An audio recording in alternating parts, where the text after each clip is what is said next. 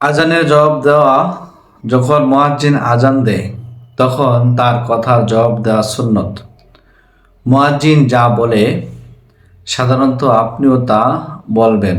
উদাহরণ, মুয়াজ্জিন যখন বলে আল্লাহু আকবার আল্লাহু আকবার, আপনি বলবেন আল্লাহু আকবার আল্লাহু আকবার। তবে দুইটি জায়গা আলাদা দোয়া বলতে হয়।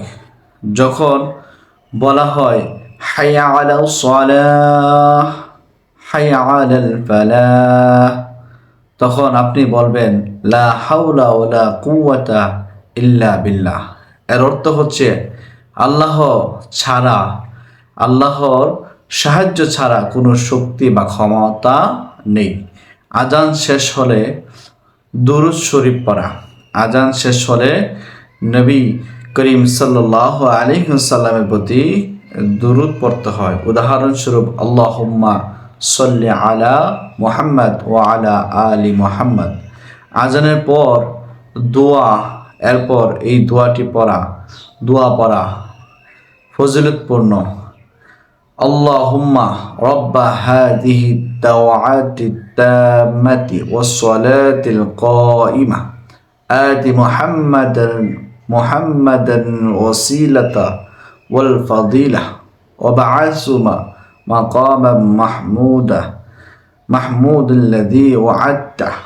এর অর্থ হচ্ছে, হে আল্লাহ, এই পরিপূর্ণ আহ্বানে ও কায়েম হওয়া সালাতের রব আপনি মুহাম্মদ সাল্লাল্লাহু আলাইহি সাল্লামকে উসিলায় ও মর্যাদা দান করুন এবং তাকে এই প্রশংসিত স্থানে পৌঁছে দিন যার প্রতিশ্রুতি আপনি দিয়েছেন। হাদিস শরীফে এসেছে, যে ব্যক্তি আজানের পর এই দোয়া পাঠ করবে তার জন্য রাসূল কারীম সাল্লাল্লাহু আলাইহি ওয়াসাল্লামের শাফায়াত সুপারিশ প্রাপ্তি নিশ্চিত হবে। প্রিয় হাজরিন, সম্মানিত মুসলিম ভাই ও বোনেরা, আসুন আমরা এই গুরুত্বপূর্ণ আমলে শরিক হই এবং আমল করি। খুব সহজ একটি আমল, কাল কিয়ামতের ময়দানে রাসূল কারীম সাল্লাল্লাহু আলাইহি ওয়াসাল্লাম এই আমলের দ্বারা এই আমলকারী বান্দা বান্দীদের জন্য শাফায়াত নিশ্চিত করবেন।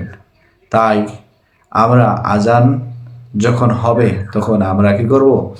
আজানের প্রতি উত্তর দেব। ভিডিওটি ভালো লাগলে অবশ্যই লাইক, কমেন্ট, শেয়ার এবং আমাদের চ্যানেলটি এখনও যারা সাবস্ক্রাইব করেননি আমাদের চ্যানেলটি সাবস্ক্রাইব করে আমাদের সাথেই থাকুন। ধন্যবাদ সবাইকে। ওয়া আখির দাওয়ানা আলহামদুলিল্লাহ।